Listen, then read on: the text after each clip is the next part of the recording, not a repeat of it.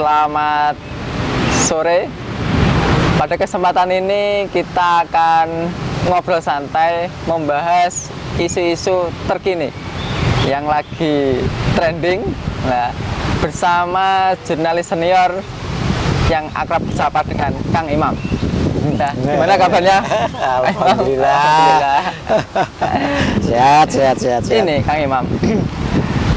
Melihat situasi terkini, ada sosok jurnalis senior, juga jurnalis Mbak Nana yang mengomentari terkait polisi yang banyak mengumbar hedonisme kemewahannya, versi Sambo dan versi Sambo, dan juga dikomentar oleh Nikita Mirzani, seorang artis yang kontroversi. Ya. Mungkin kita ngobrol dulu terkait polisi. Gimana terkait menurut Kang Imam itu terkait polisi dengan gaya hedonis itu sebenarnya layak apa tidak dengan kondisi situasi seperti ini? Kalau melihatnya itu orang berperilaku hedon, ya itu hak pribadi dia lah, hak pribadi dia. Tetapi kalau dia itu sebagai aparat, sebagai pejabat, nah itu kalau hidupnya hedon itu kemudian menjadi pertanyaan masyarakat. Gitu. Kenapa? Karena pasti orang itu akan membanding-bandingkan gaya hidup hedon itu membutuhkan biaya yang sangat besar. Nah, gajinya itu piro? Ya, kan itu lah, pertanyaan kan gitu. Gajinya itu piro? Kok dia bisa hidup hedon? Nah, gaya bermewah-mewah, nah gitu loh. Kalau pengusaha, gajinya itu kan nggak terbatas. Tapi kalau pegawai, gajinya itu terbatas. Terus ada tambahan-tambahan tunjangan apa itu terbatas, diketahui semuanya. Nah, kemudian kalau dia punya gaya hidup yang hedon, ya dengan gaya yang mewah, nah itu kemudian orang itu biasanya sudah bisa membayangkan, kalau gaya hidupnya kayak begitu, kira-kira 1 bulan berapa ya habisnya, kan gitu. Apa cukup gajine, sak tunjangane, nek gaya hidupnya kayak begitu, burung anaknya, orang kebutuhan keluarganya. Nah itu biasanya akan begitu. Kenapa wajar kayak begitu?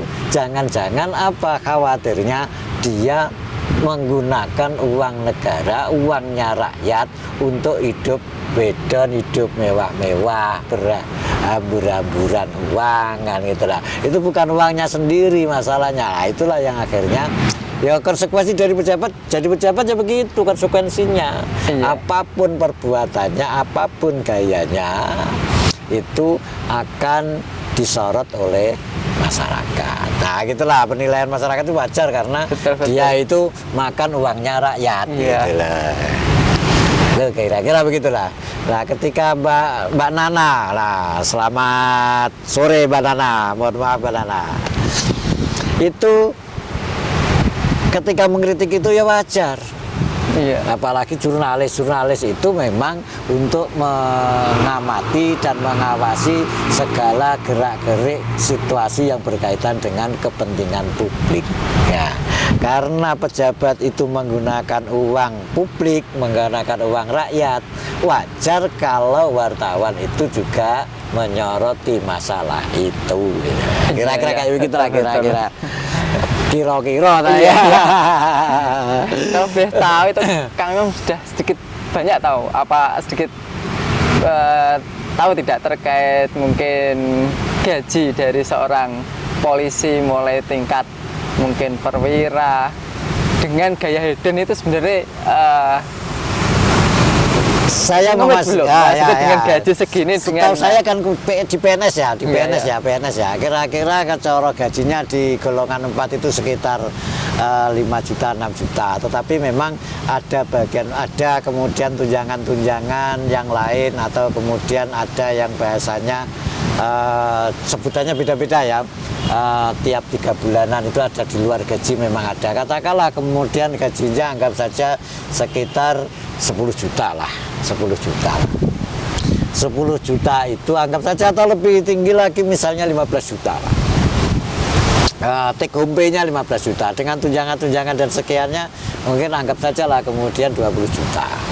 Kadang sekarang ada lagi yang tunjangan yang lain seperti tunjangan kinerja, tunjangan lain-lain itu ada lagi memang. Ya, itu kira-kira anggap saja lah di golongan 4 itu kira-kira bisa sekitar 15 di 20. Tinggal kemudian jabatan. Nah, ada lagi ya kaitannya dengan tunjangan jabatan. Nah, itu ada lagi. Anggap saja misalnya di 25 juta, 20 juta, 25 juta. Di masing-masing daerah itu beda. Kalau di PNS ya, di Pemda. Tapi kalau polisi ya tak pikir di kisaran 10 juta itu sudah baik di gambarannya kayak begitu, di 10 sampai 15 juta. Nah, persoalannya kan kemudian di tataran pemikiran publik, di tataran pengalaman publik ketika berhadapan dengan polisi, ketika bersentuhan dengan polisi di lapangan misalnya di jalan, itu yang terjadi kayak begitu. Iya. Nah, pelanggaran itu bukan untuk diingatkan atau kemudian dihukum kemudian tidak, dikonversi menjadi uang. Nah, akhirnya kan perilaku kayak begitu kan yang kemudian menjadi meresahkan masyarakat. Yang kemudian banyak yang pada fakta-fakta Kiki di sini Kiki ada perjudian sabung ayam misalnya, ada perjudian online misalnya, ada perjudian di dong ada. Padahal Kiki tempatnya ya dekat dengan kantor polisi. Polisi itu ya sering terlihat jaga-jaga di sekitar situ. Misalnya itu kayak begitu kok gak pernah digrebek, kok gak pernah dihentikan, loh ada apa? Kan begitu kan. Kemudian orang bertanya-tanya, jangan-jangan ada yang setoran ke oknum. Nah, oknum itu siapa? Lah banyak kemudian jadi oknum lagi. Ya, gitu lah. Itu yang kemudian menjadi layak untuk dibicarakan atau kemudian disoroti karena berkaitan dengan kepentingan publik. Ya, itulah. Tugasnya aparat, tugasnya polisi itu berkaitan dengan kepentingan publik. Itulah gambarannya kira-kira. Berarti apakah polisi dan istrinya itu nggak boleh hidup hedon? Menurut kamu gimana itu? Boleh saja. Kan ada juga memang polisi atau keluarga polisi itu yang dari pengusaha atau dia pekerjaan kepolisian secara formal, tetapi di rumah dia punya usaha, mungkin punya pabrik, ya boleh-boleh saja. Tapi yang menjadi catatan kalau ternyata dia tidak punya pabrik atau dia tidak punya usaha lain, istrinya kemudian seorang pengusaha, suaminya polisi atau suaminya pengusaha, istrinya polisi, bisa saja. Sebenarnya ada persoalan juga kepatutan. Nah, soal kepatutan saja lah.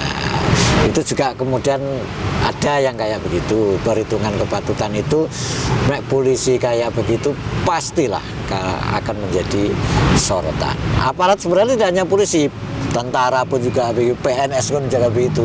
Karena gaji pegawai negeri, gaji negara itu bisa diukur. Ya, jelas lah.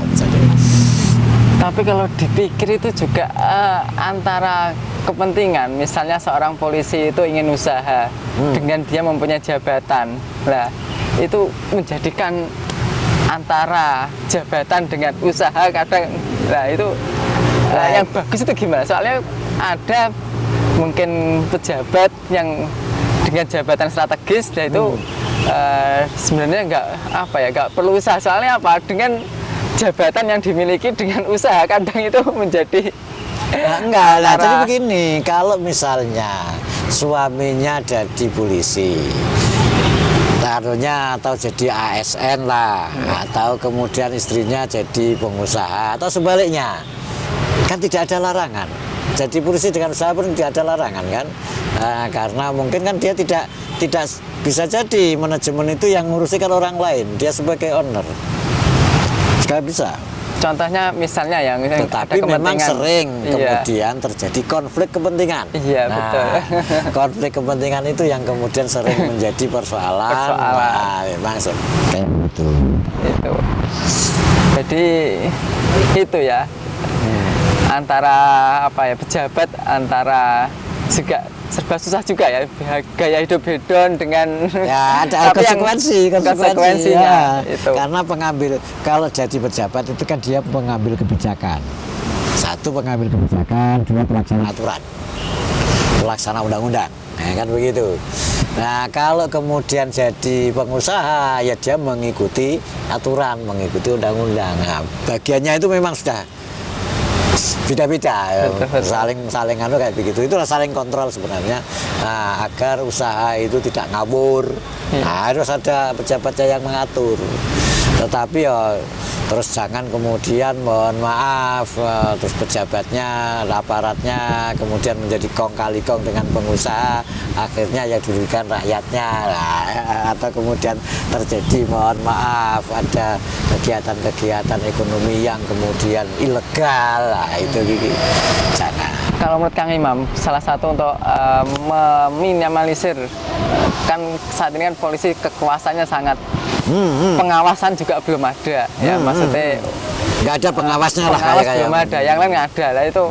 Untuk bisa meminimalisir itu gimana? Apakah kepolisian di bawah apa atau di bawah Kementerian Pertahanan, atau kalau saat ini kan polisi itu di bawah presiden langsung ya? Ya. Jadi memang polisi itu kan sipil bersenjata. Dia pengamanan kota, pengamanan masyarakat, pengayaman masyarakat, itu kan sebenarnya. Kalau di tentara itu kan pertahanan negara kan begitu kan. Nah, keamanan, ketertiban masyarakat itu berada di tangan polisi.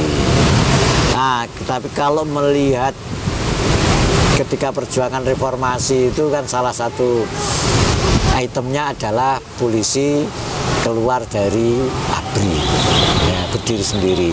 Tapi ketika berdiri sendiri nyatanya kayak begini terus piye ya lah. Semakin bobrok.